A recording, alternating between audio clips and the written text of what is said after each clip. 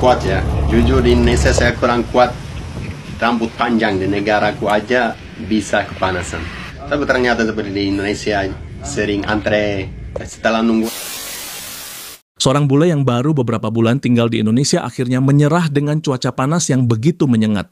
Setiap hari ia merasa tubuhnya lengket karena keringat yang tak kunjung berhenti, bahkan setelah mandi sekalipun.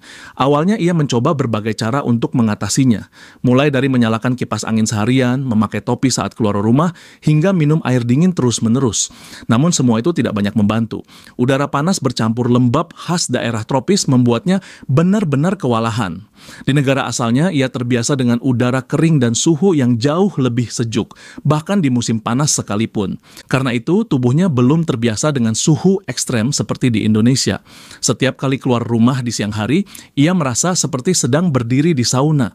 Rambutnya yang tebal dan panjang membuat kepala terasa semakin panas, hingga akhirnya ia memutuskan untuk pergi ke tukang cukur dan memotong rambutnya pendek. Menurutnya, keputusan itu cukup ekstrim karena ia biasanya sangat menjaga gaya rambutnya.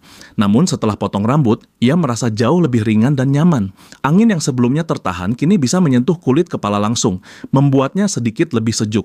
Ia pun tersenyum sambil berkata bahwa hidup di Indonesia ternyata tidak hanya tentang keindahan pantai dan keramahan penduduknya, tetapi juga tentang bagaimana belajar beradaptasi dengan panas yang luar biasa. Kini, setiap kali bercermin, ia tertawa kecil melihat gaya rambut barunya.